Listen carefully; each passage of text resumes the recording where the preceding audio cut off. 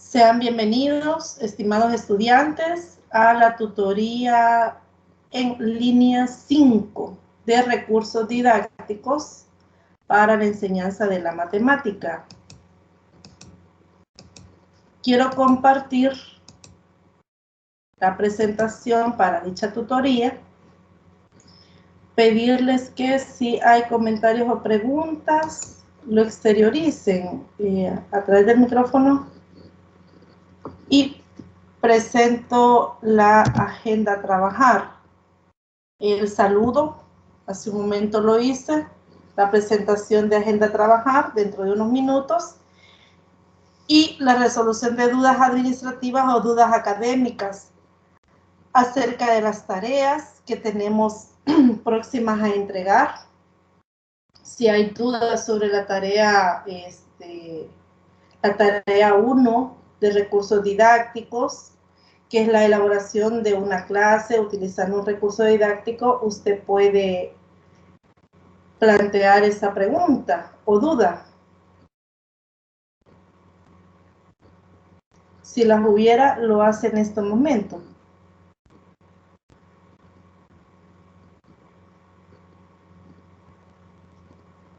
Si no hay, entonces preguntar si hemos realizado la lectura para esta tutoría, que son los recursos didácticos para estudiantes con necesidades educativas especiales. Tuvimos la oportunidad de realizar la lectura.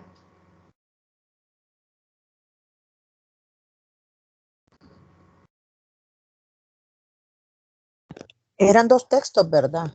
Uno que estaba en línea y el otro en la unidad. Sí, así sí. es. Sí. Bien, gracias, Claudia. Sobre eso vamos a trabajar, ¿verdad? Los recursos didácticos para estudiantes con necesidades educativas especiales, específicamente para 3 tipos de discapacidades, son las que vamos a abordar en esta tutoría.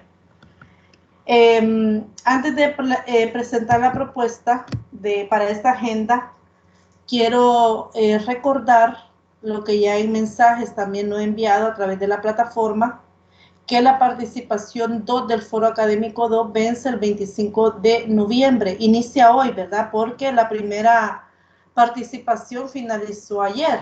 Entonces, la segunda participación inicia desde hoy y finaliza el 25 de noviembre a las 11:55 p.m. También recordar que el taller presencial 3 es mañana, domingo 27 de octubre, en el aula 4TJ, en el aula donde realizamos el taller anterior, y siempre en el horario de 9 a 12. La tarea 1 vence también el día de mañana a las 11:55. Son de las actividades que tenemos próximas en la asignatura con estas fechas.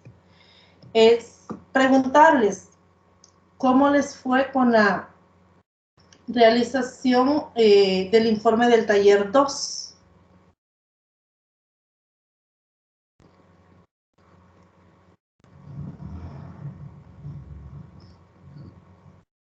¿Qué me pueden contar acerca de cómo les fue, qué experiencia han tenido?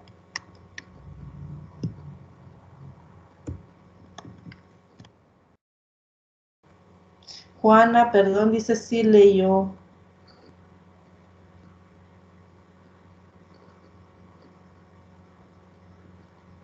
Dice Juana, en este caso mejoré unos aspectos que el tutor me recomendó. Muy bien. Qué bueno, Juana, que haya tomado las sugerencias, ¿verdad?, del tutor. En el informe 2 dice, tomé en cuenta hacerlo como una clase. Así es, de eso se trata, ¿verdad?, según las indicaciones, que había que tomar un contenido en cualquier nivel, en matemática, y describir, ¿verdad?, las actividades que iban a desarrollar utilizando este recurso. Qué bueno, Juana, que haya tomado en cuenta las sugerencias dadas por el tutor. Y en cuanto a los demás, que me pueden comentar acerca de la experiencia de la elaboración del informe.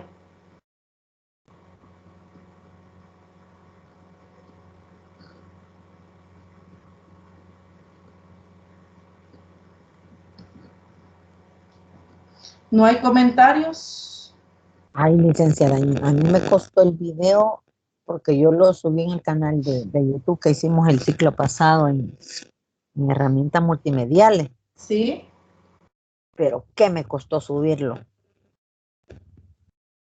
Son de las dificultades que yo también pude observar en uno o dos estudiantes más que me comentaban que les había costado subir el video.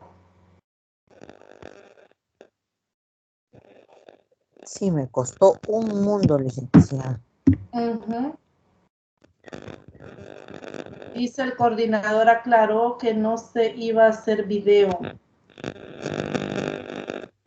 Pues yo tenía entendido que sí, de acuerdo a las indicaciones.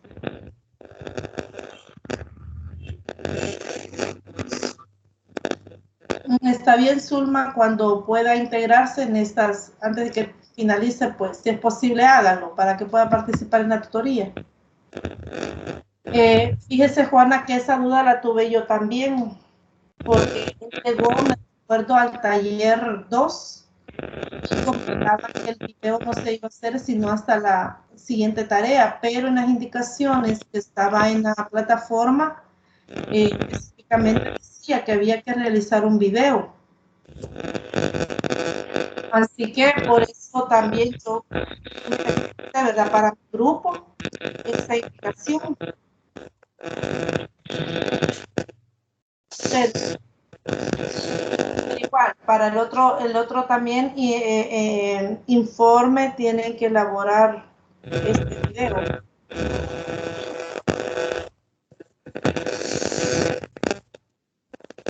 Bueno, así es, pero igual habría que en el caso de mi grupo, no, si él le dice que no, no. Si él aclaró que no, Juana, no, pero en la tarea 1 estaba esa indicación que iban a elaborar el video, entonces como yo tomé al pie de la letra esa indicación, esas fueron las indicaciones dadas por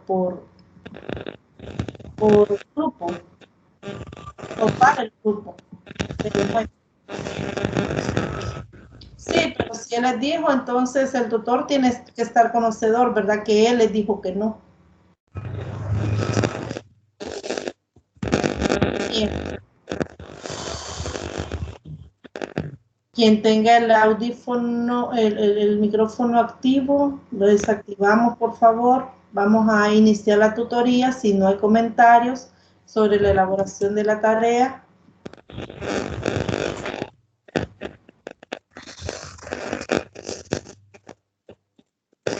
Bueno, vamos a abordar la propuesta para esta tutoría son los medios y recursos para estudiantes con necesidades educativas especiales asociadas a discapacidad. De acuerdo a su conocimiento y lo que ya han podido cursar en algunas asignaturas, existen diferentes necesidades educativas especiales. Son varias las necesidades educativas especiales que se pueden detectar en algunos estudiantes. Pero en esta tutoría se va a abordar los materiales y recursos especializados para atender a los estudiantes con necesidades educativas especiales. Pero antes, bueno, ya lo mencionaba hace un rato, que son 3 las que se van a abordar en esta tutoría, 3 necesidades educativas especiales, pero quiero comentarles que según Marín, de acuerdo a los que ya realizaron la lectura, él expresa que existen diferentes tipos de deficiencias que producen a su vez diversas discapacidades en los individuos, dependiendo del área en que se ubique la lesión o se manifieste la discapacidad. O sea que son diferentes tipos de necesidades educativas especiales.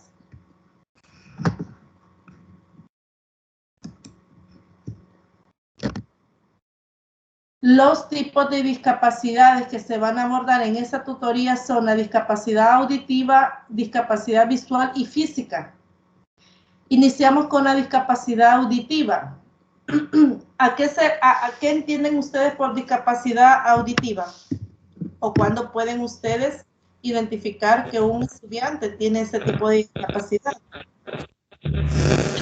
Fíjese, licenciada, que en este caso pueden haber varios, porque están los que tienen un remanente auditivo, que son aquellos de que pueden escuchar, pero utilizando aparato auditivo, ¿verdad? Sí. Hay otros que definitivamente tienen una sordera total, pero eso no implica que no puedan hablar, porque hay sordos que pueden hablar y leen los labios, ¿verdad? Y está el que definitivamente es sordo y es mudo a la vez. Así es, muy bien, gracias. Sí, es cierto, hay unos que tienen una sordera total y otros que tienen digamos, Remanente auditivo. que pueden escuchar con un aparato, ¿verdad? Y hay muchas personas quien han tenido la oportunidad de poder escuchar utilizando ese aparato. Bueno, muchas veces se utilizan, dice, diferentes términos para referirse a las deficiencias auditivas. Por ejemplo, dice, una persona sorda es la que no comprende el habla, pero Claudia ya expresaba que en algunos casos puede presentar sordera y puede hablar, lo que mencionaba Claudia, aunque dice perciba algunos sonidos con ayuda de algún tipo de aparato auditivo y no puede depender de su audición para comunicarse. Entonces, en algunos casos pasa que sí presentan sordera, pero pueden hablar. Méndez, citado por Marín, señala que en Costa Rica se distinguen dos grandes grupos con deficiencias auditivas, las personas con sordera y las personas con hipoacusia. Este autor define a los sordos o personas sordas que son aquellos individuos cuya capacidad para oír es tan limitada que no es funcional para los propósitos ordinarios de la vida, dado que su deficiencia es tan severa, profunda o prácticamente total. Por su parte, las personas con hipoacusia son las que presentan diferentes grados de pérdida auditiva, si responden al aula y a otros estímulos auditivos. Marín también señala algunas características de personas sordas que no tienen asociadas otras discapacidades como condiciones físicas y socioemocionales profundas. Afirma que el rango de funcionamiento y la capacidad intelectual de niños con sordera parece ser el mismo que el de niños sin problemas auditivos.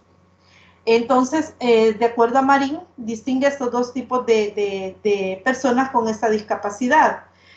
Entiendo que ahí entra lo que Claudia mencionaba, los dos tipos de personas con sordera, ¿verdad? Con remanente auditivo y con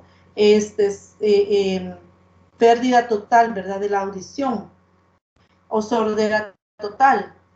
Pero para Marín, aunque ellos pueden presentar, o sea, hay personas que presentan ese tipo de discapacidad, pero esta discapacidad no está asociada de ninguna manera con la capacidad intelectual de los niños con sordera. Entonces ellos pueden aprender de la misma forma y sin dificultad que aquellos niños que no presentan este tipo de problemas.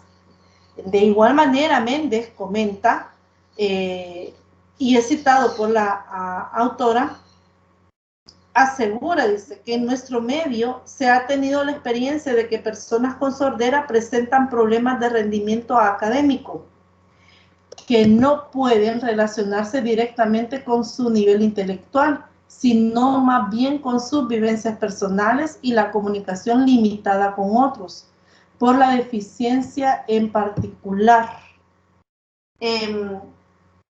De acuerdo a esto, se puede observar que si hay estudiantes que presentan esta discapacidad auditiva y presentan problemas de bajo rendimiento académico, su discapacidad no está asociado a esos resultados bajos. No está asociado directamente, o sea, no hay una influencia directa entre los resultados, su bajo rendimiento académico y su discapacidad, sino más bien dice que estos están relacionados a otros factores, como las vivencias personales y la comunicación limitada con otros por la deficiencia en particular.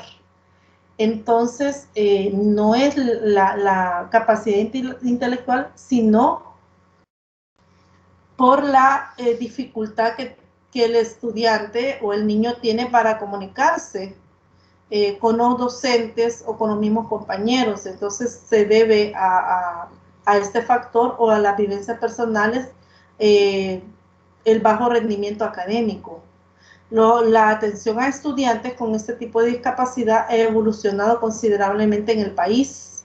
Se ha incorporado el lenguaje de señas, se ha ampliado la educación inclusiva y hay más oferta de instituciones especializadas en el sector. De acuerdo a a lo que ya se mencionaba, a la dificultad que tiene una persona con discapacidad auditiva de comunicarse con otros, es que el Ministerio de Educación ha impulsado las capacitaciones, si no bien es cierto, a nivel, digamos, a nivel nacional, es decir, no ha sido una capacitación masiva, pero sí han habido en ciertos periodos en años en que con ciertos sectores de docentes, se ha impulsado estas capacitaciones de lenguaje de señas. De hecho, hoy universidades privadas o diferentes instituciones están promoviendo estas capacitaciones del lenguaje de señas. Pero esto se ha evolucionado, dice, considerablemente, porque si usted sabe, desde hace unos años se viene hablando de educación inclusiva. La pregunta que voy a plantear es la siguiente: ¿será que realmente los centros educativos privados y públicos estamos preparados para realmente ofrecer una educación inclusiva?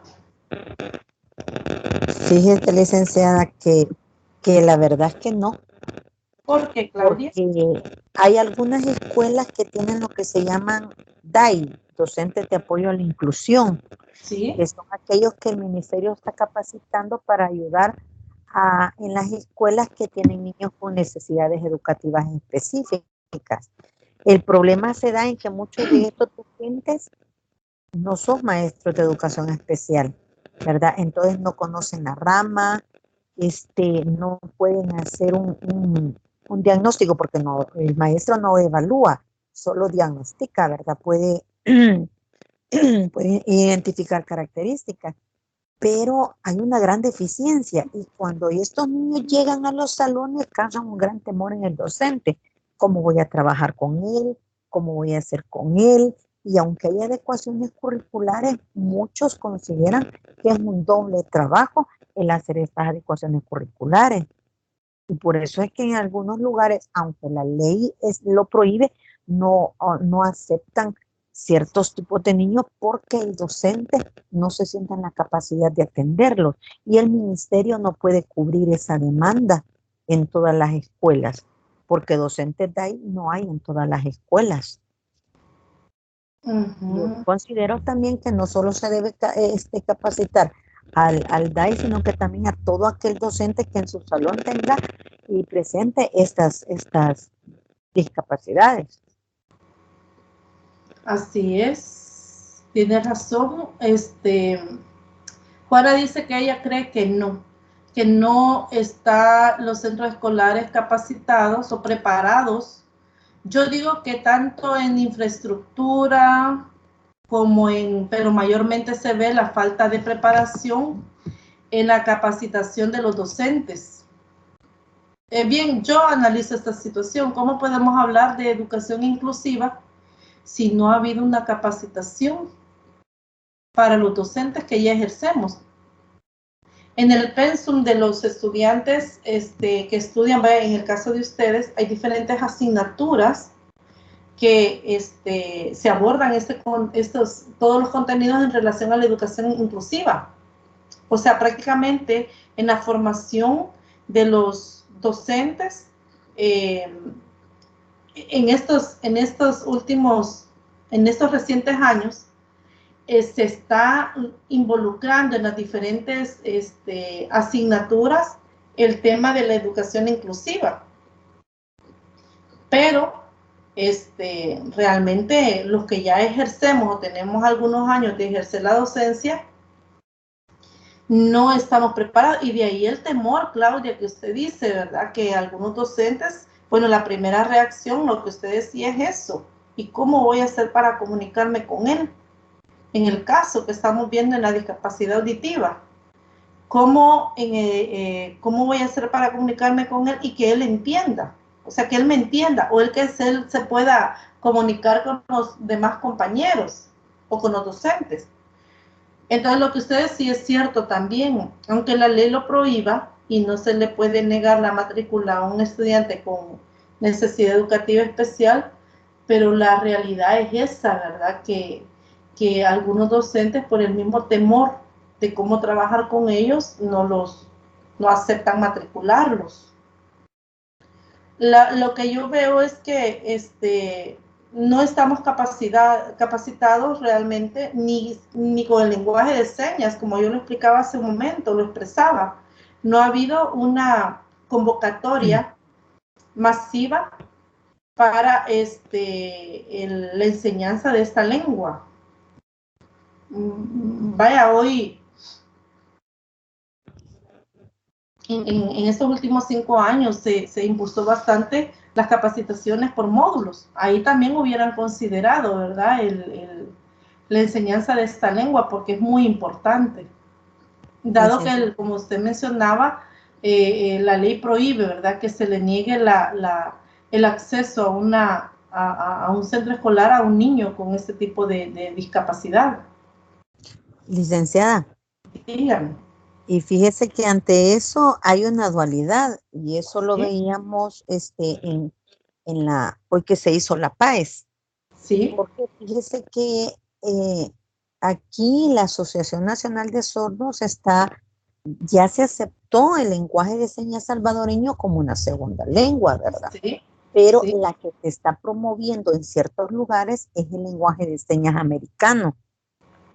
Entonces se presentó en la PAES esta dualidad, que niños con sordera que querían hacer la PAES tenían que buscarle un traductor, porque uno podía el lenguaje de señas americano y el traductor que tenían era el lenguaje de señas salvadoreño o viceversa. Entonces, no ha habido una, ¿qué sería? Una unificación. Igualitaria. Una unificación, ajá. Todo sea lenguaje de señas salvadoreño o todo lenguaje de señas americano, porque cada quien quiere promover su nacionalidad. Entonces, y por ejemplo, los colegios, ellos se enfrascan en el americano. En las escuelas está el salvadoreño, entonces se da esa dualidad. Y eso se presentó en la PAES, que ahí andaban como locos buscando traductores de lenguas americanas para uno y para lengua salvadoreña para otro, y en otro caso de ambos, en un solo lugar. Qué situación, ¿verdad? Sí, ahí realmente son cosas que no se consideran, ¿verdad? Aspectos que no se consideran o que no se tiene el alcance, ¿verdad? Que esas situaciones van a ocurrir al momento de realizar la PAES. Claro. O a veces los directores no hacen del conocimiento que tienen chicos con esta discapacidad, porque eso se tiene que ser reportado para tomarlos en cuenta en la PAE. Y estábamos viendo eso, que eso el ministerio lo está pidiendo desde junio y llega a octubre, y a una semana, bueno, en la misma semana que se va a hacer la PAES, están pidiendo los traductores porque no los han reportado. O sea que en la recolección de información de los estudiantes que se van a someter debe estar ese rubro, ¿verdad? De estudiantes con necesidades educativas especiales y qué discapacidad presenta, ¿verdad? Lo mismo se dio con los no videntes, Así porque es. como a ellos se les da en braille su examen, y si el docente no sabe, no le dan la prueba en braille, o el mismo docente no la puede leer, ¿cómo le ayuda? Así es. Entonces son problemas que, como le digo, se dan en el camino y es bien difícil para el docente ante esa situación. O sea que ni el mismo Ministerio de Educación ha sabido solventar esas necesidades. No, a última hora andaban ahí como que son poquitos locos. Pero imagínense, o sea, es lo que yo le hago la crítica al Ministerio de Educación, cómo hablamos de educación inclusiva y hasta digamos, algunas autoridades se llenan la boca hablando que en El Salvador sí hay una educación inclusiva cuando ni siquiera proveen los recursos, ni materiales, ni de infraestructura, ni humanos que estén preparados para atender a este tipo de estudiantes.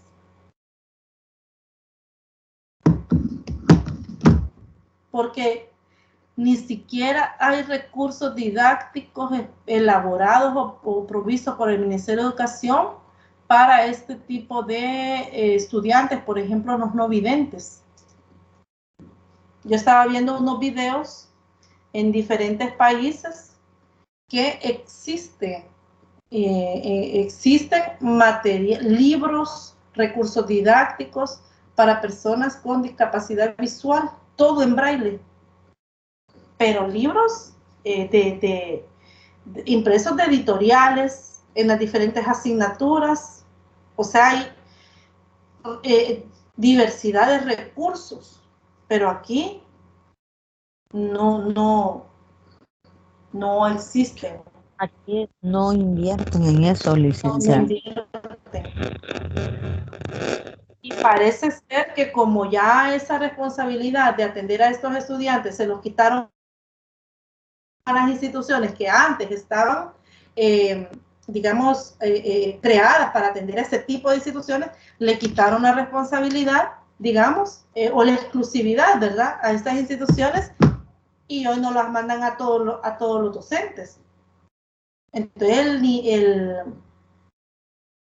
como digamos, el porcentaje o la demanda de estos estudiantes ha crecido.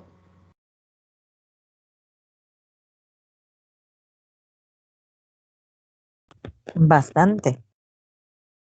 Sí, y hoy, por ejemplo, y eso ha sido una ventaja para la familia, ¿verdad? Que de escasos recursos no pudieron quizás o no tenían la posibilidad de poder inscribir o matricular a sus hijos con algún tipo de discapacidad en estas instituciones especializadas para atender a este tipo de estudiantes. Eso fue, digamos, quizás facilitó, ¿verdad? O quitó o le brindó una oportunidad a estas familias, dado que cualquier centro escolar puede recibir al estudiante, a estos tipos de estudiantes, pero vemos el problema ahora para nosotros, ¿verdad?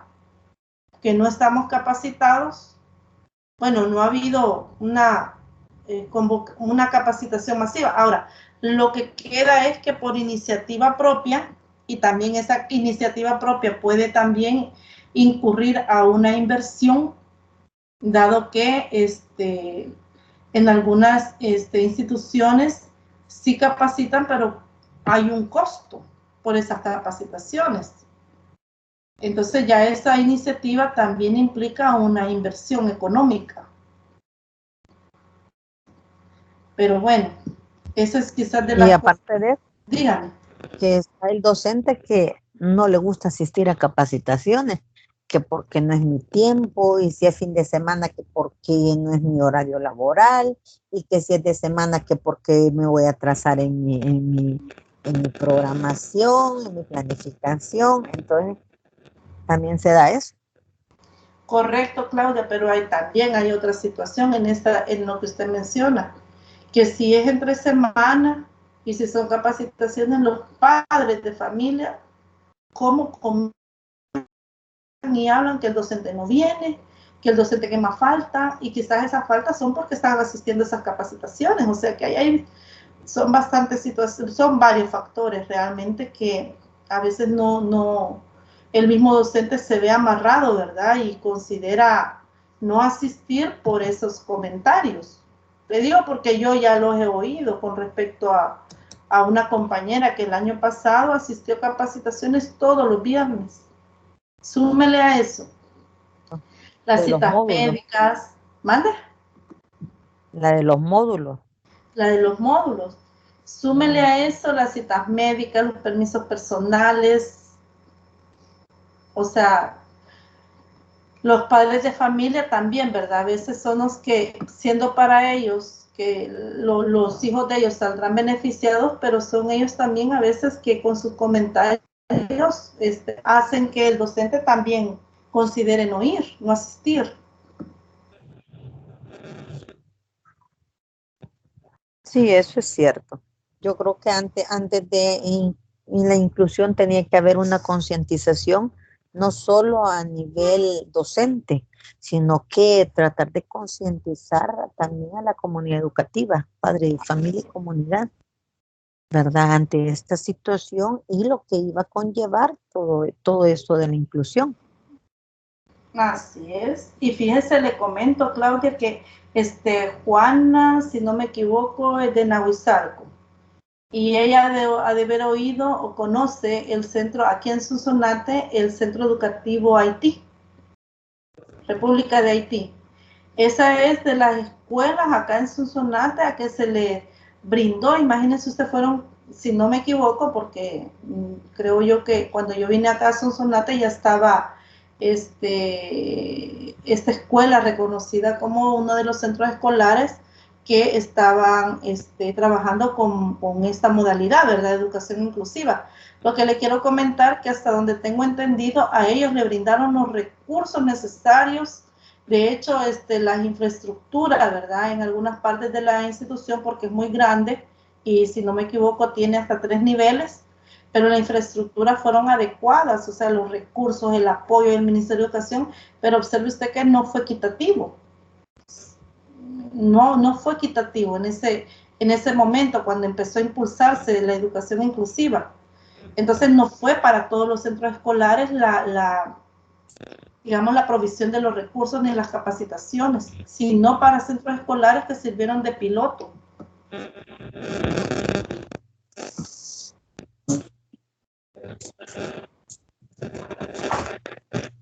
Es una lástima, pero bueno. Sí, bueno, pero continuamos acá,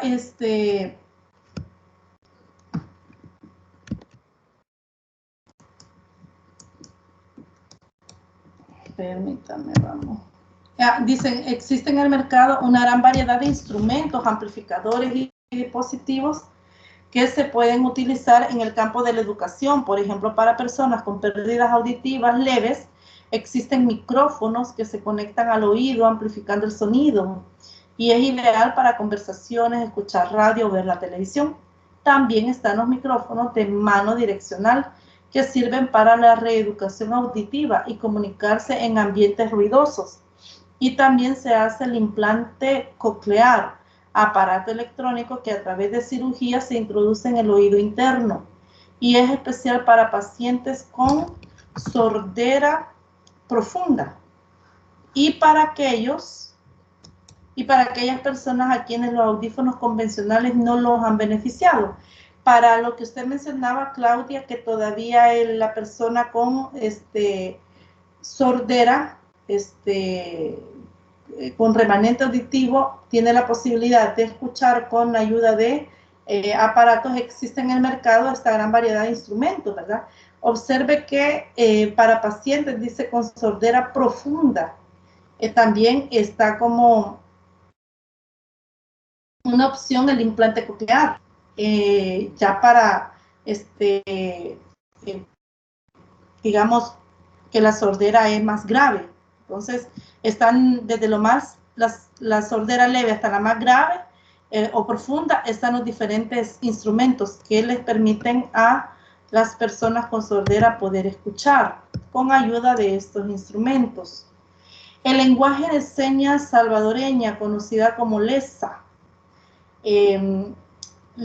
Vamos a definir la dactilología para poder entender cómo funciona este lenguaje de señas.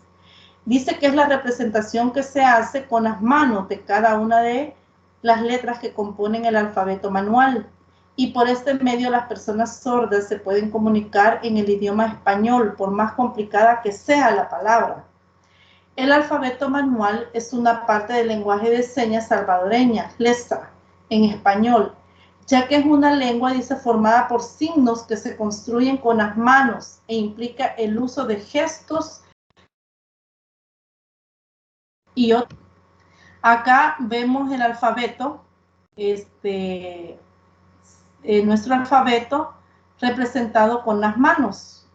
Ahora, comentarles que con este lenguaje de señas hay personas que también a este lenguaje de señas ellos mismos optan por, digamos, completar su lenguaje con gestos que ya son muy personales, articulaciones, y de esa manera ellos se comunican.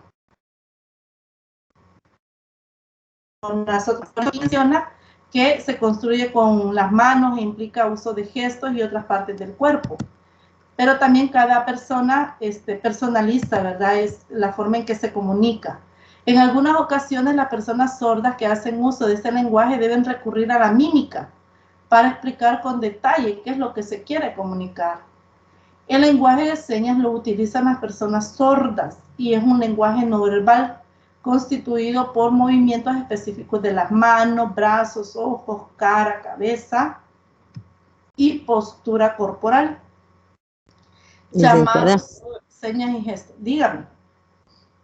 Eso que dice usted, de lo que está leyendo de los movimientos específicos, fíjese que para el sordo se viene a constituir en el lenguaje hablado lo que es ¿cómo le diré? Lo que él debe determinar que usted le está haciendo una pregunta, le está haciendo una aseveración, le está haciendo pausa. O sea, todos esos gestos es como la puntuación que nosotros utilizamos al hablar o al escribir, ¿verdad? Si usted es bien plano al hacer señas con él, no le va a entender si lo que usted le está haciendo es una pregunta o le está aseverando o le está negando.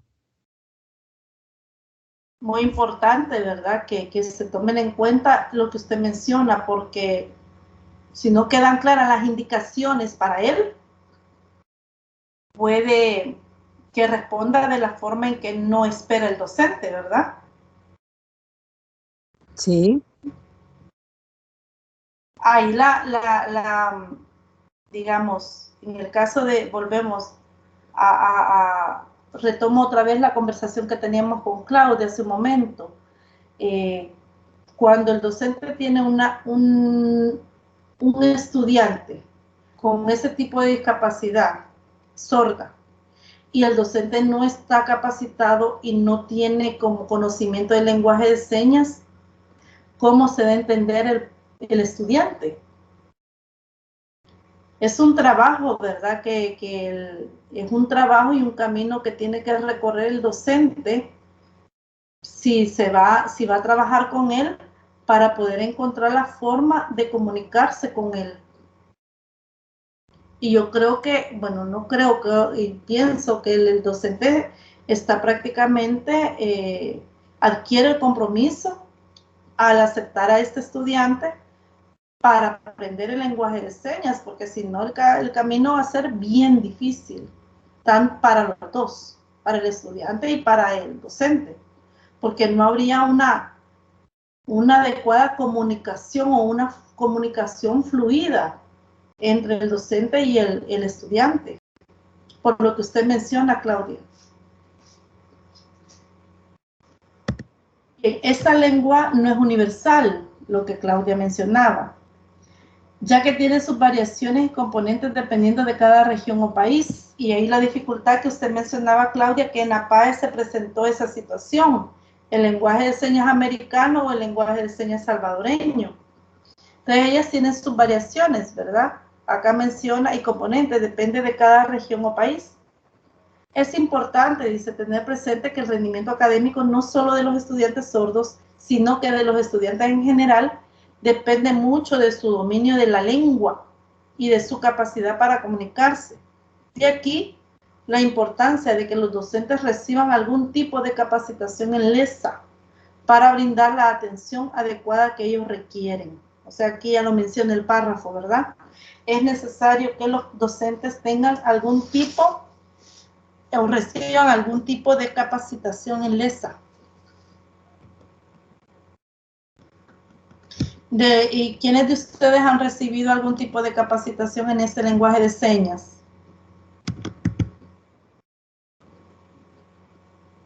Yo. Claudia. Sí. Aunque no completo, ¿verdad? Pero tiene no lo nociones. pude completar. La base se puede decir, aunque no fluido, pero sí un poquito. Ah, qué bueno. Y lo ha tenido la oportunidad de aplicar, implementar lo que ha aprendido.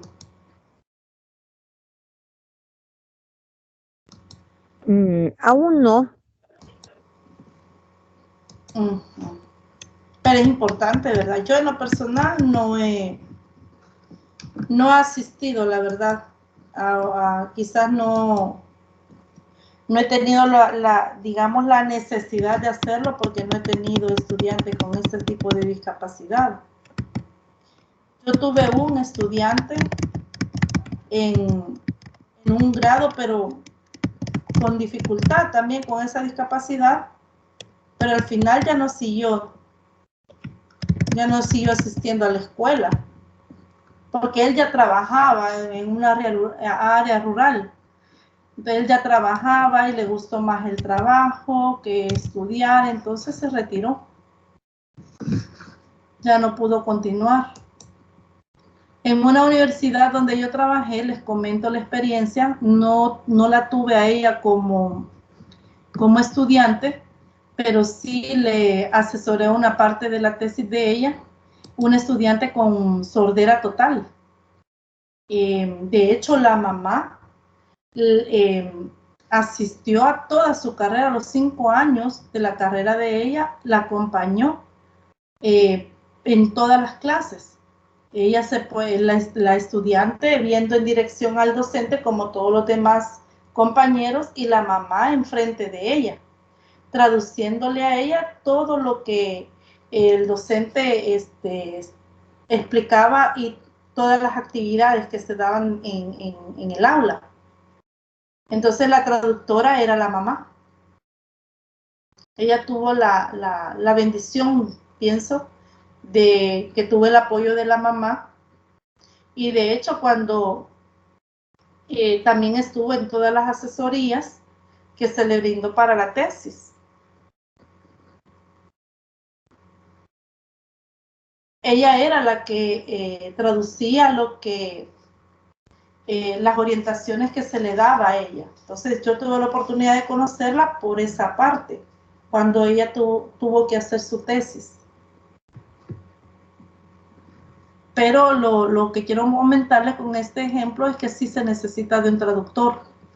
En el caso que el docente no haya recibido algún tipo de capacitación, ¿verdad? Y si no, pues hay que tener algunas nociones básicas, ¿verdad?, de esta lengua para poder brindarle ese apoyo al estudiante.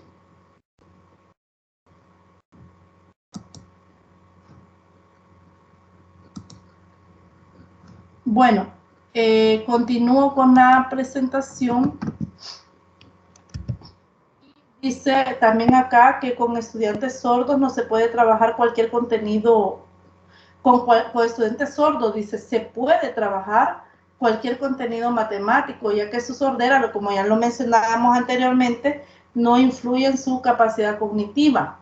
Por eso es importante hacer uso de todos los elementos gráficos que se tenga a mano para comunicarse con ellos y hacer todas las adecuaciones necesarias que se requieran en la mediación pedagógica para el tratamiento de los contenidos.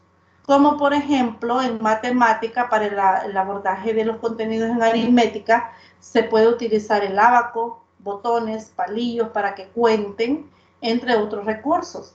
De igual manera, en geometría, para el estudio de los sólidos se pueden utilizar cajas, tarros, conos, entre otros. Observe que tenemos acá algunos recursos, los que ya mencionaba, el ábaco, ya que la capacidad de ellos no es visual, tampoco hay una discapacidad a nivel cognitivo. Ellos pueden utilizar los mismos recursos didácticos que utilizamos con los demás estudiantes, en donde les permita a ellos contar, manipular, y tenemos los palillos, el ábaco, tenemos los botones o fichas, entre otros recursos, porque no solamente existen estos, hay otros. Pero en general, la elección de un medio recurso didáctico, no solo para estudiantes con necesidades educativas especiales, sino que para todos en general, es necesario considerar el diseño universal o diseño para todos, el cual, como lo afirma Sánchez, dirige su acción, dice, hacia el recurso didáctico, dirige su acción hacia el desarrollo de productos y entornos de fácil acceso para el mayor número posible de personas. Entonces, este recurso didáctico, además de que debe tener fácil acceso para el mayor número posible de personas, también así como el manejo o la manipulación de este recurso. De acuerdo con lo anterior, en la elección del medio o recurso hay que considerar que las características del estudiante de la herramienta, hay que considerar las características del estudiante, de la herramienta y el entorno. Pero lo más importante es que el usuario, es decir, lo pueda utilizar sin importar sus habilidades y que su uso implique el mínimo esfuerzo físico. Además, deberás de sentirse bien con la herramienta y de no ser así, se recomienda buscar otros apoyos hasta que el estudiante lo valore en forma positiva. ¿Qué podemos opinar acerca de este párrafo? Porque aquí hay varios aspectos. Que el recurso debe ser accesible para todos, las características del estudiante, de la herramienta y del entorno, y también que no conlleve una dificultad en el uso de este recurso. ¿Qué podemos comentar acerca de esto? De esto que comenta Sánchez.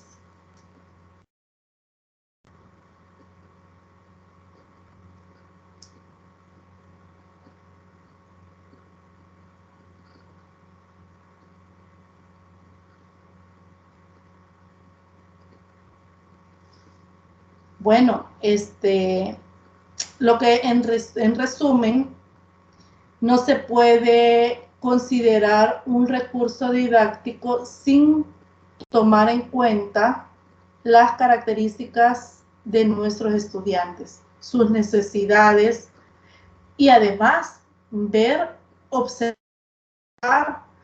la respuesta del estudiante ante el uso del recurso, porque es posible que el uso del recurso le esté causando dificultad al estudiante.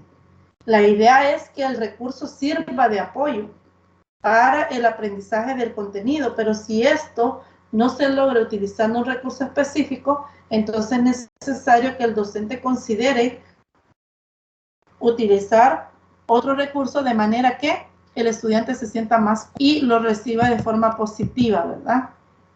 Bueno, aquí aparece la primera pregunta de la tarea, porque hay tareas siempre para esta tutoría. Y la primera pregunta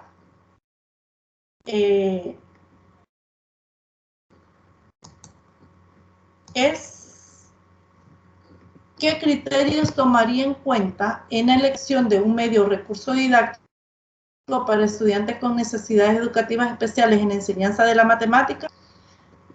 Esa es la pregunta, o sea, ¿qué criterios usted tomaría en cuenta en elección de un medio o recurso didáctico para estudiantes con necesidades educativas especiales en enseñanza de la matemática?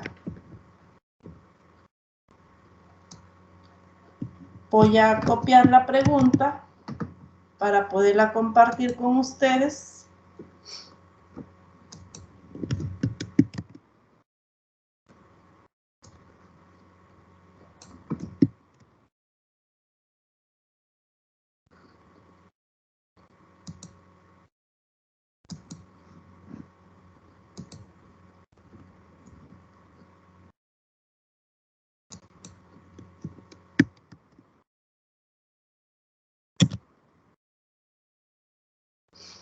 Aquí aparece la primera pregunta. ¿Qué criterios tomaría en cuenta en elección de un medio o recurso didáctico para estudiantes con NEE en la enseñanza de la matemática? Y esta pregunta la pueden responder apoyándose con la lectura o con otros criterios que ustedes consideren, pero por favor respalden sus respuestas con el material de apoyo, ¿verdad? Y siempre agreguen referencias bibliográficas.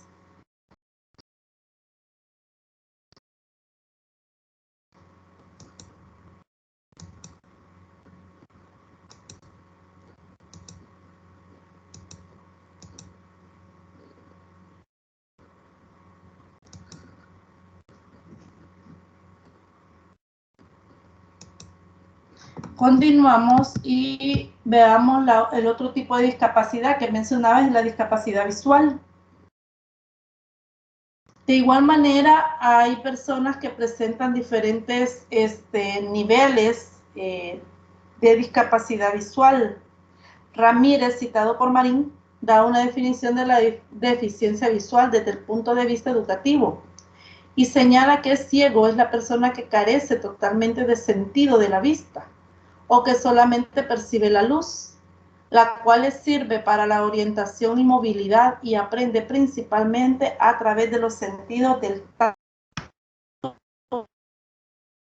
y del oído. Los alumnos ciegos requerirán en su proceso de aprendizaje del uso de recursos que no tengan un formato de salida visual ni impreso, excepto si es con braille. Y para ellos con baja visión, recursos con formato de salida con una tipografía de letra más grande y con negría, así como de otros recursos ópticos o tecnológicos que les permitan maximizar en la medida de lo posible la baja visión que poseen. Entonces, acá es necesario considerar el tipo de recursos o los materiales que se van a utilizar. En el caso que los alumnos tengan una discapacidad total de la visión, no es recomendable el uso de recursos de salida visual, a no ser que sea en braille, ¿verdad? Y sí se puede, pero en los demás casos no. Y para los que tienen baja visión, es necesario que los recursos que se utilicen sean marcados con negrita y con un tipo de letra, ¿verdad? Una tipografía o dibujos también o ilustraciones gráficas más grandes para que ellos no puedan, para que no tengan dificultades. ¿Qué adecuaciones usted haría en su aula con baja visión o con ceguera total? ¿Qué adecuaciones usted haría?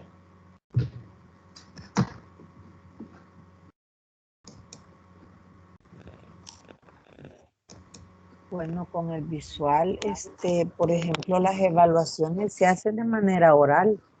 Muy bien, Claudia. ¿Verdad? En dado caso el maestro no braille, ¿verdad? Se hacen de manera visual.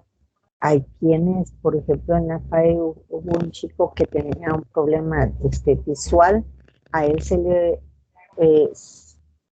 hizo especialmente a él aparte, ¿verdad? Sí. Y un medio bastante iluminado, de manera que la luz le diera frontal para que él pudiera visualizar lo que estaba leyendo. En el caso de estudiantes con baja visión. Requiere bastantes adecuaciones curriculares porque más que todo tienen que ser orales para un no vidente. En el caso de las evaluaciones, ¿verdad? Sí, tienen que ser auditivas. Y cuando usted diseña una actividad de mediación, se puede utilizar material concreto, pero es bastante personalizado para la manipulación. Ya media vez ellos entienden muy bien el material concreto y ellos trabajan con mayor facilidad. Así es. Y con los estudiantes, bueno, con ya sea que presenten ceguera total o baja visión, otra de las adecuaciones que se podría hacer es ubicarlos adelante, ¿verdad? Para en el caso de los que tienen o presentan baja visión, para que se les facilite, ¿verdad? Poder visualizar lo que se les presenta en la pizarra.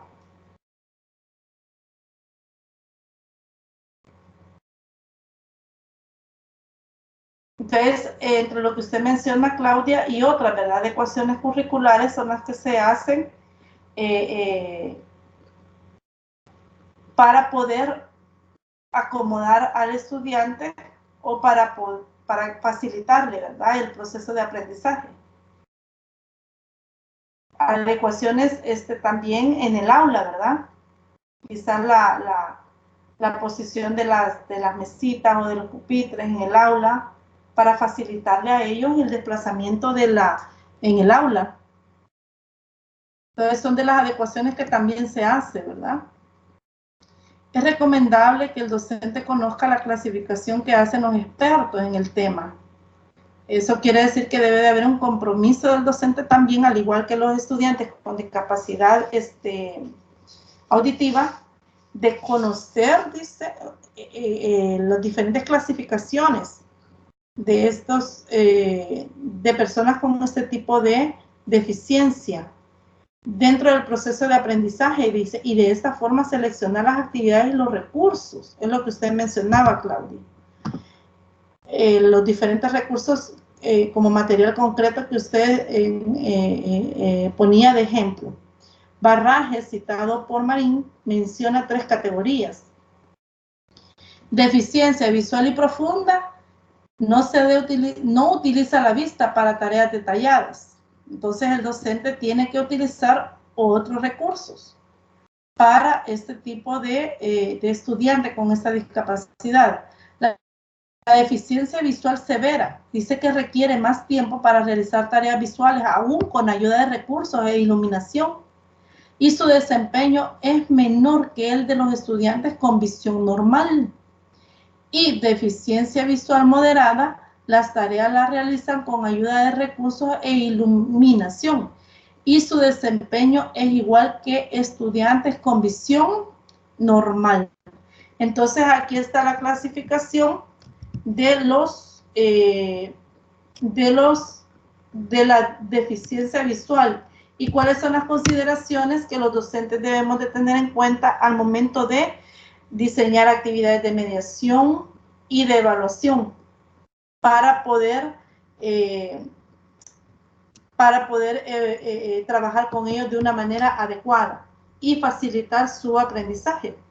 Es importante no solo la estimulación temprana que requiere este tipo de estudiante para llevar un proceso de aprendizaje adecuado, sino que también una buena mediación y selección de los medios y recursos para el aprendizaje, no solo de las matemáticas, sino que también de la lectoescritura.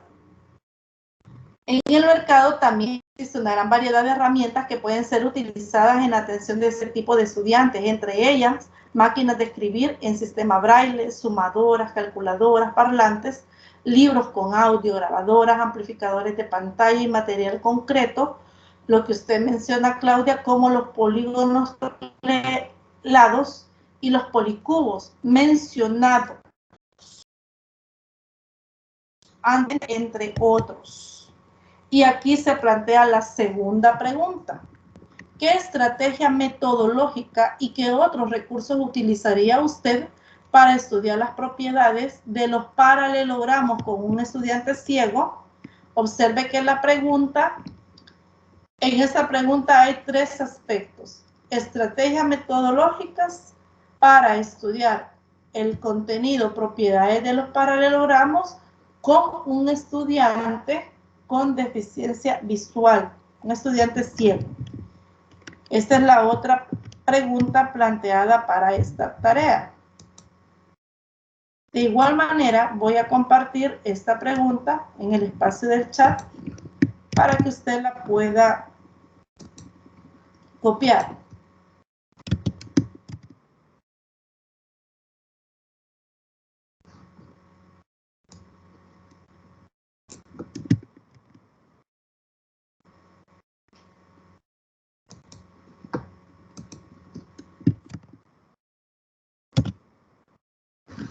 Bien, aquí está la otra pregunta.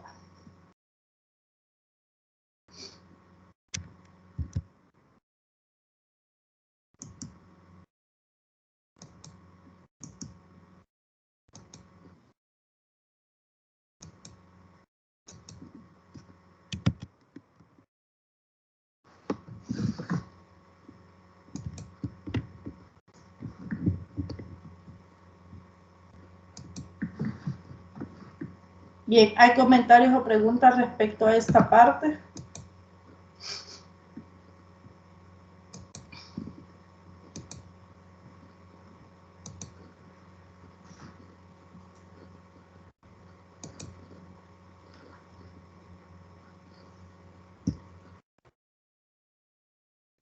El alfabeto braille es un... Dígame, Claudia. No, que yo no tenía pregunta. Ah, vaya, gracias. El alfabeto braille es un sistema de lectura y escritura táctil para personas ciegas que fue inventado a mediados del siglo XIX por el francés Louis Braille, quien perdió la vista a los 3 años de edad en un accidente mientras jugaba en el taller de su padre. El mismo Louis Braille lo crea por la necesidad que él tenía de poder comunicarse. Entonces, él lo crea y con los años se ha ido perfeccionando. Este es el que actualmente se conoce. ¿Quién ha tenido la oportunidad de poder tener en sus manos este alfabeto? Ay, yo. También, Claudia. ¿Y lo saben manejar, Claudia? Este sí me doy el lujo de decir que lo puedo manejar, lo puedo escribir y lo puedo leer visualmente, no táctil, ¿verdad? Pero sí. Qué bueno, la felicito. Que ha aprovechado las oportunidades. Yo he tenido la oportunidad de verlo, no así de manejarlo, pero sí de verlo. Alguien más que haya tenido la oportunidad al menos de tenerlo en sus manos.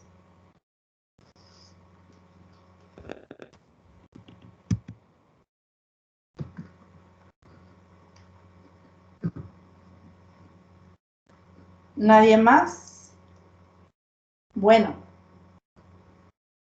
entonces el alfabeto braille es uno de los recursos o es el medio, ¿verdad? Para que las personas con discapacidad visual pueda comunicarse, escribir, leer. Las personas ciegas cuentan, dice, con una herramienta válida y eficaz para leer, escribir y calcular. Hay que señalar que el sistema braille no es un idioma, sino un alfabeto donde se pueden representar letras, signos de puntuación, números, símbolos matemáticos, las notas musicales, gráficos de curvas, entre otros. Es lo que mencionaba, con los años se ha venido perfeccionando y se ha ido extendiendo este alfabeto, de tal manera que la utilización sea más amplia. En braille el usuario lee moviendo la mano de izquierda a derecha, pasando por cada línea. En promedio, los lectores en braille pueden leer de 104 a 125 palabras por minuto, aunque algunos pueden alcanzar las 250 palabras por minuto utilizando ambas manos. ¡Qué agilidad! El tamaño y distribución de los 6 puntos que forman el llamado signo generador no es un capricho, sino que es fruto de la experiencia de su inventor, o sea, de Louis Braille, pues está comprobado científicamente que las yemas de los dedos están capacitadas para captar ese tamaño en particular. Observemos que tenemos el signo generador en cuanto al cajetín de lectura y el cajetín de escritura. Entonces aparecen numerados de forma prácticamente, digamos, invertida, los 6 puntos, que son los que forman el signo generador. El cajetín de lectura y el cajetín de escritura, ¿verdad? Que está representado de forma gráfica en la diapositiva. Entonces observe que hay una numeración para cada punto. Un texto en braille puede ser elaborado a mano o en una máquina de escribir. Existen las máquinas de escribir. Si se escribe a mano es necesario una regleta, un punzón y papel. Ya Claudia creo que ha tenido la experiencia de utilizarlo, ya que dice que lo puede manejar. Ya ha tenido la experiencia de escribir, ¿verdad, Claudia? Sí, pero no se usa papel porque el punzón lo traspasa, entonces se utiliza cartulina.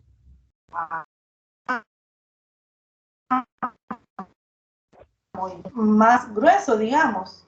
Sí, es más grueso porque como el punzón no es tan puntudito, ¿verdad? Pero en el papel la marca que queda tiende a romperse. Entonces al moverlos, al poner los dedos para intentarlo leer, eso se va deshaciendo demasiado rápido. Entonces ya no le sirve. Entonces se usa más cartulina que papel. Así es. Bueno, de hecho, el que yo tuve la oportunidad de poder verlo estaba elaborado, utilizado con un material que no es papel, ese que comúnmente utilizamos, es un material de una superficie más gruesa. Bueno, además dice, se tiene que empezar a escribir de derecha a izquierda, invirtiendo la numeración de los puntos de la regleta. O sea que al escribirlo es en un sentido y leerlo es otra, ¿verdad, Claudia? Así tengo entendido. Sí, sí, porque se escribe de derecha a izquierda para poderlo leer normal. Así es.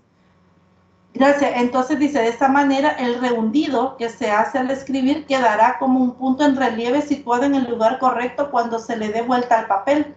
O sea que para escribirlo, esos puntos, ¿verdad? Queda hundido, pero para leerlo ya se le da vuelta y queda como cada punto en relieve, de manera que sea posible la lectura.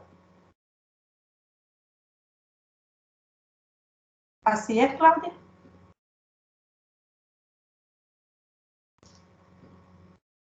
¿Cómo fue?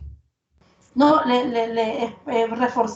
confirmábamos lo que acá está, de acuerdo a su experiencia, que para escribir el rehundido o el punto rehundido, al darle vuelta al papel, queda como un punto en relieve, donde es posible Sí, hacer la lectura.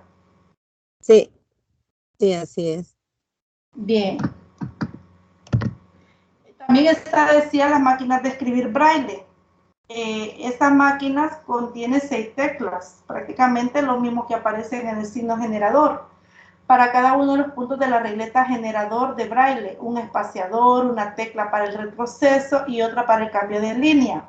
Muy parecido a las máquinas de escribir convencional, solamente que esta tiene solo 6 teclas. El modelo más utilizado es el Perkins Braille y se fabrica en Massachusetts, Estados Unidos. Las teclas pueden usarse por cada una por separado o bien simultáneamente, construyendo de esta manera la combinación de caracteres que constituyen un elemento braille de una sola vez. Vemos en la figura una máquina de escribir braille. Cada una de las teclas dice debe pulsarse con un dedo determinado. de tal forma que la escritura se realiza con la máxima rapidez y el mínimo esfuerzo posible. Pregunto, ¿cuáles son las... bueno, aquí en nuestro sistema educativo existen, bueno, y hay estudiantes con esta deficiencia visual. Dado que existe esta deficiencia visual, no solamente en los centros educativos, probablemente hay personas que elaboran y tienen este tipo de deficiencias, pero la pregunta es específicamente, ¿los centros escolares podrían tener acceso a este tipo de máquinas de escribir? ¿Qué creen ustedes?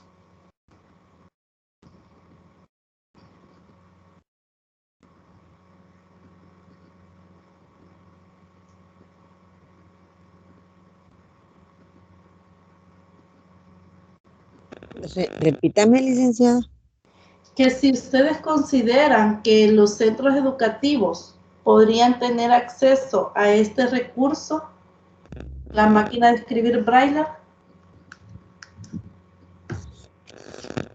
En el caso de que se cuente con personas con discapacidad visual, sí sería bueno.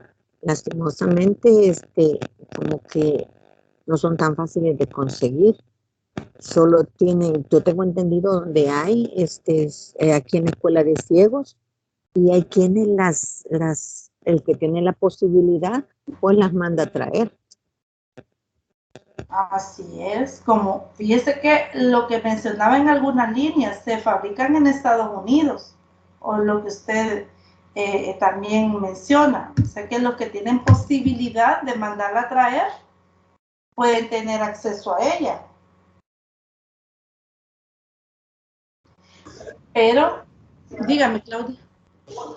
No, soy yo, Griselda. Quería preguntar algo. Griselda, sí, dígame. Y en la universidad, en esta modalidad a distancia, ¿se cuenta con esas máquinas?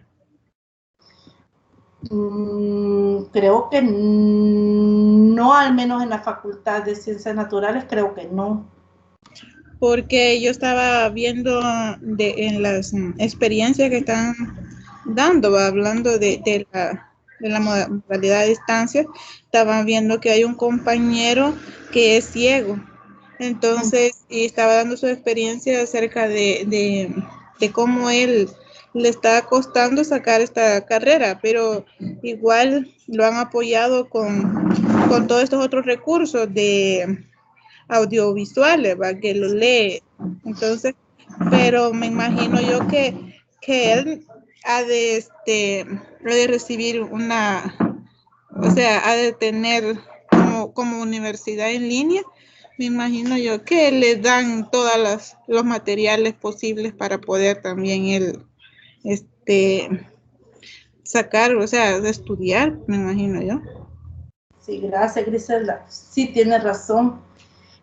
Yo, de hecho, hay un estudiante también que está en planeamiento didáctico que tiene, según tengo entendido, ceguera total.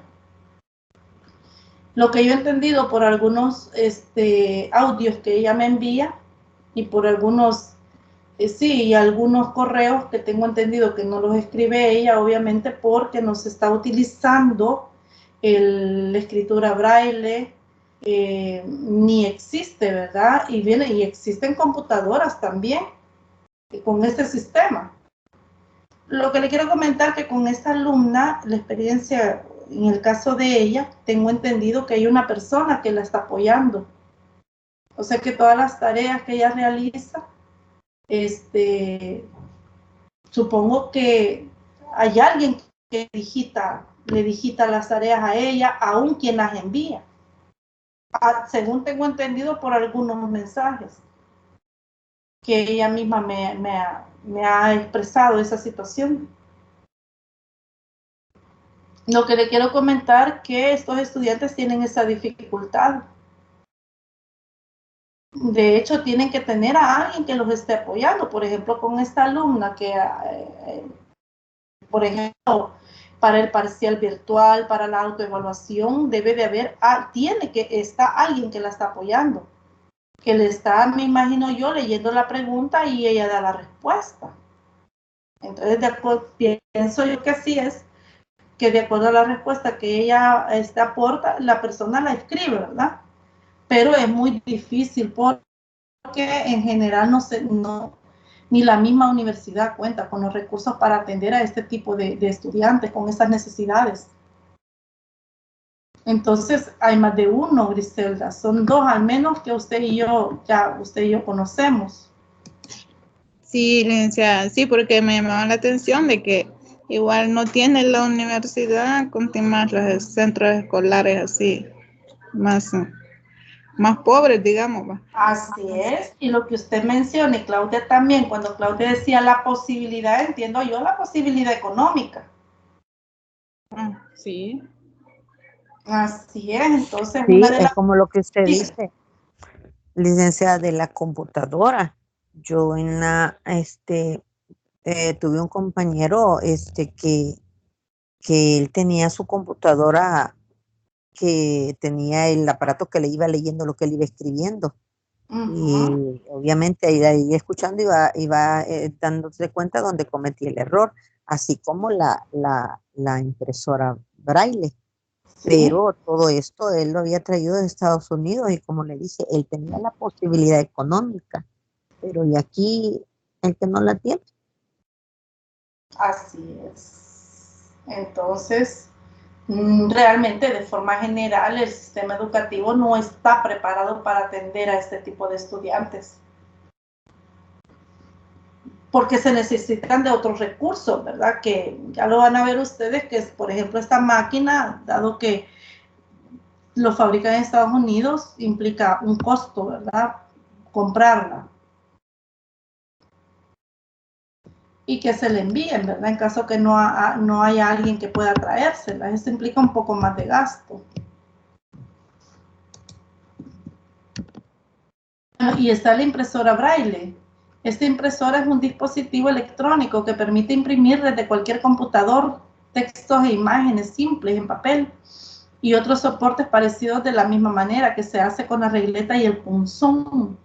La impresora Braille no difiere mucho de una impresora convencional. Tiene una bandeja de entrada y otra de salida, aunque su tamaño es un poco mayor que los modelos convencionales debido al tamaño del papel que utiliza. Lo que Claudia mencionaba, tiene que ser un papel con un grosor más grande que el convencional.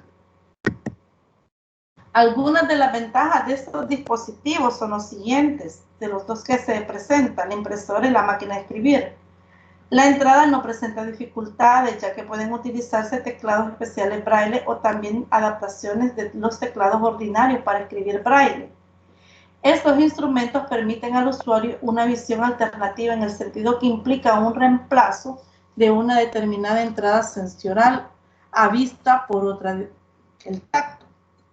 Con este tipo de dispositivo, los estudiantes ciegos pueden utilizar los mismos materiales de lectura y participar en las mismas lecciones que el resto de sus compañeros videntes. Con estos dispositivos, los estudiantes ciegos pueden aprender a deletrear y a pronunciar los sonidos de cada letra de las palabras al mismo tiempo y de la misma manera que el resto de sus compañeros. Este tipo de recursos permite una mayor interacción de los estudiantes ciegos con el resto de sus compañeros videntes. Y también en una máquina de escritura Braille, la lectura se puede realizar en forma inmediata sobre lo que se ha escrito. Pero también presenta desventajas. Uno, es que los equipos electrónicos de escritura Braille son sumamente costosos, es lo que ya mencionaban ustedes dos, y no están al alcance de todos los centros educativos, lo que menciona Griselda. Número 2, en algunas situaciones estos recursos no son prácticos en el sentido que no pueden cargarse por su peso y tamaño y dependen de la electricidad para poder funcionar. Número 3, requiere de cierto entrenamiento para su funcionamiento, otro aspecto que se considera. En matemática, específicamente, tenemos la calculadora parlante. Esta calculadora permite a las personas ciegas realizar diversos cálculos numéricos. Cuando se presiona cada botón, este emite el sonido que le permite al estudiante escuchar los datos ingresados y el resultado correspondiente. Su teclado tiene un alto relieve en código braille para personas que tienen baja visión. Si se maximiza su pantalla, entonces se pueden ver las teclas muy grandes y su uso se facilita con una pantalla táctil o pizarrón interactivo. Acá está un modelo de calculadora parlante que tiene las mismas funciones que una calculadora convencional, con la diferencia que emite, ¿verdad?, el sonido de la tecla que se presiona. Entre las ventajas de este dispositivo se tienen los siguientes. Permite reproducir el texto escrito mediante un sintetizador de voz.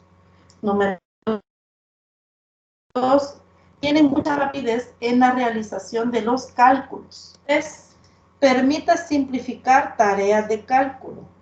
4. Al verificar resultados y corregir errores, motiva al estudiante a realizar tareas exploratorias y de investigación. 5. Su inserción es factible en la misma etapa y ciclo educativo que los estudiantes videntes.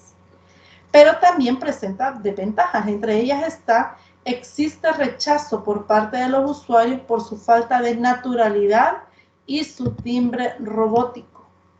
Su costo también es muy alto. Usualmente no está al alcance de las posibilidades económicas de un gran sector de la población.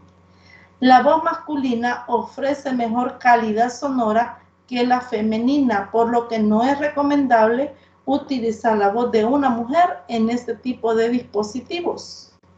El texto se convierte en una forma verbal, convencional, que afecta principalmente a las cifras y a las abreviaturas. Se ocupa también de un entrenamiento previo para su uso.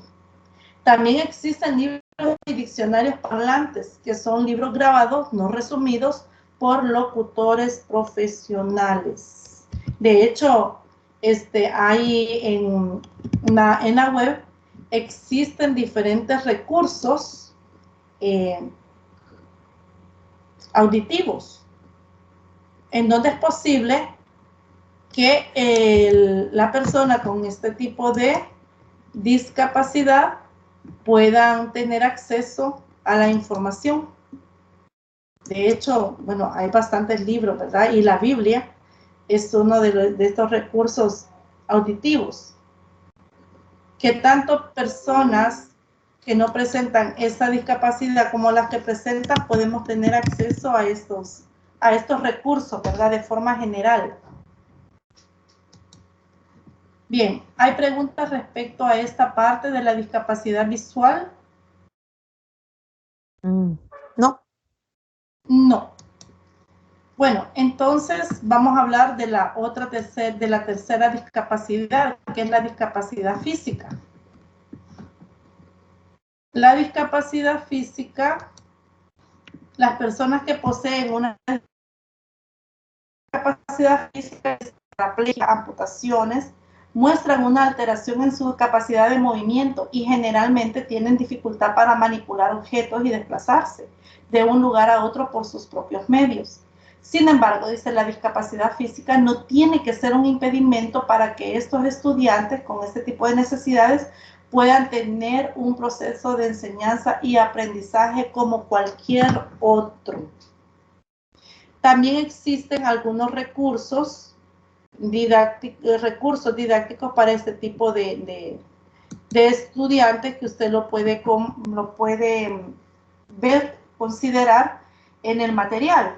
Ahora, yo no los presento porque de acuerdo a la agenda se ha considerado la tutoría hasta la página que define la discapacidad física. Explico esto porque también los estudiantes con este tipo de discapacidad hay recursos didácticos, pero no se aborda aquí porque pienso yo que en la otra tutoría se va a abordar. Entonces, porque las indicaciones están para la página que considera esta discapacidad física, pero no se aborda.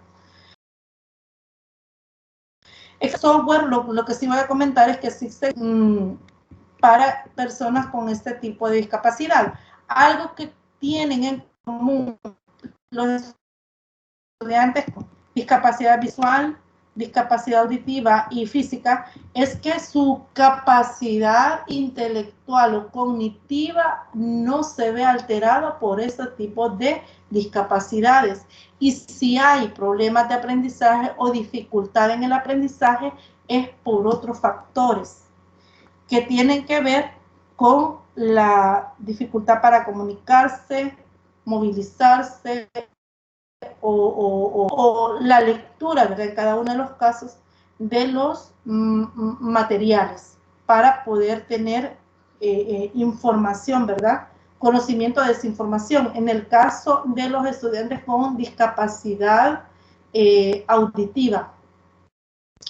Pero lo que quiero comentar, y ya en algunas líneas, ya se mencionaba también, el autor lo menciona, es que la capacidad cognitiva, intelectual, no está afectada por este tipo de discapacidades. Entonces el estudiante con los recursos didácticos, con una mediación pedagógica adecuada, con una atención adecuada por parte de los docentes y el apoyo de todos los que están relacionados con los estudiantes, compañeros, la familia, el estudiante con normalidad dentro de sus limitaciones o sus necesidades, puede llevar un proceso de aprendizaje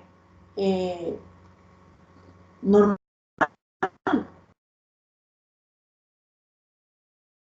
Entonces, no hay que ver estas discapacidades con la capacidad que tiene el estudiante para aprender. ¿Hay algún comentario respecto a esto que acabo de mencionar?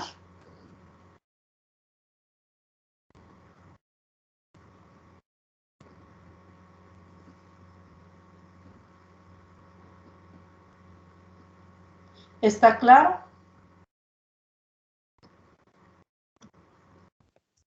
Para mí sí. Vaya. Gracias, Claudia. Bueno, entonces termino con esta diapositiva para poder presentar la tercera pregunta de tarea. De acuerdo con Marín, para dar apoyo educativo a este tipo de estudiantes, el docente debe facilitar la estabilidad del estudiante dentro del programa escolar y sugiere adaptaciones en los contenidos, la metodología, el mobiliario y los recursos didácticos. Esto es para los estudiantes con discapacidad física. Y la tercera pregunta que se plantea para esta tarea es, según su opinión, ¿qué es lo que debe hacer un profesor de matemáticas para atender a estudiantes con discapacidad auditiva? Es la tercera pregunta. Entonces, puede auxiliarse, como en las otras preguntas, de otros materiales de apoyo, así como también el material propuesto para esta tutoría. Voy a compartir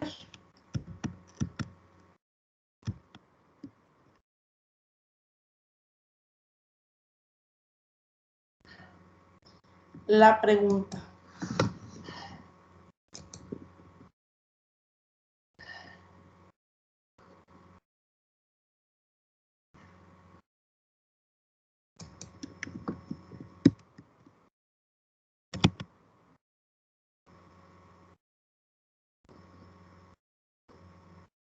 Zulma hace un rato me hizo un comentario, no tienen acceso al link, difícilmente se encuentran con centro de cómputo.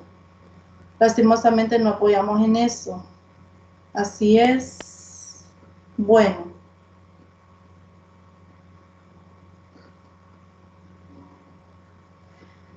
Aquí están las tres preguntas. para que ustedes la puedan copiar y puedan trabajar en esta tarea.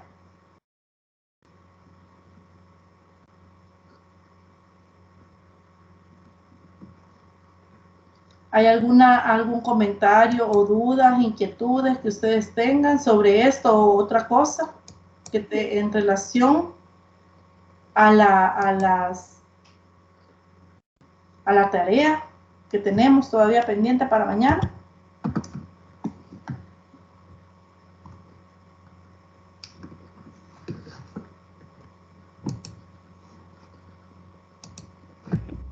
Yo por ahorita no, licenciada.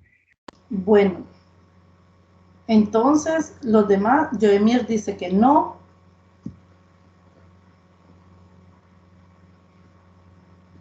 De igual manera, como lo hice en planeamiento didáctico, felicitarles también en recursos didácticos. Hay muy buenas calificaciones. Esto indica que le están dedicando bastante tiempo, ¿verdad? A la dedicación, ¿verdad? Y el esfuerzo es evidente en la realización de las tareas.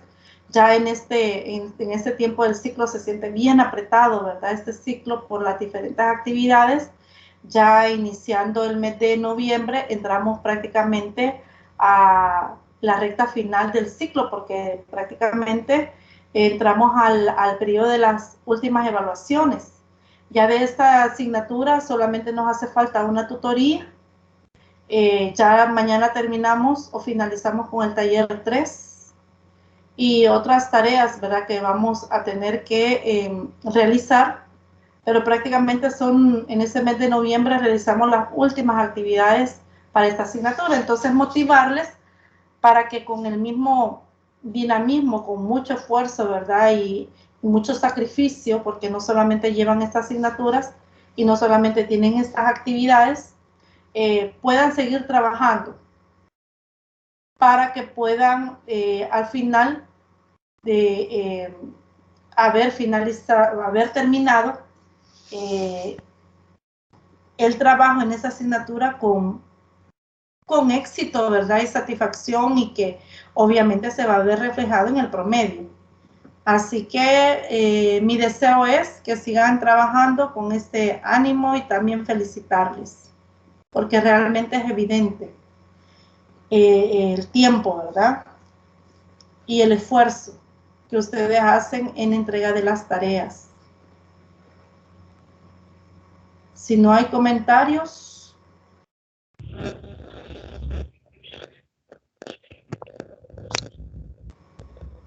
No, licenciada, yo no tengo. Bueno, entonces recordarles que hay una tutoría de repaso para recursos didácticos, también como planeamiento, porque veo que algunos están también en planeamiento, y para la siguiente semana.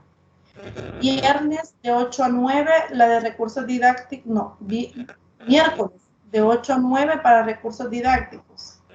Y planeamiento viernes de 8 a 9 también.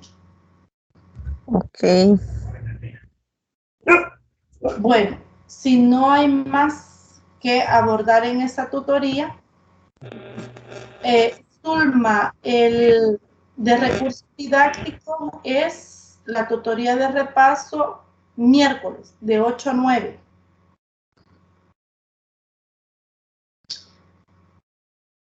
Y de planeamiento didáctico, si usted quiere estar en mi grupo o quiere participar, es el viernes de 8 a 9 también.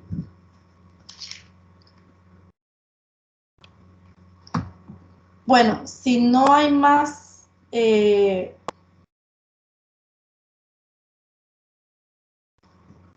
si no hay más preguntas o comentarios, desearles un feliz fin de semana y una semana que inicia lleno de bendiciones para ustedes y su familia. Muchas gracias, licenciada. Feliz fin de semana. Gracias. Si Dios permite, nos vemos el día de mañana. Ok, hasta mañana. Sí, feliz tarde, Joemir. Bendiciones. Gracias, igual. Gracias.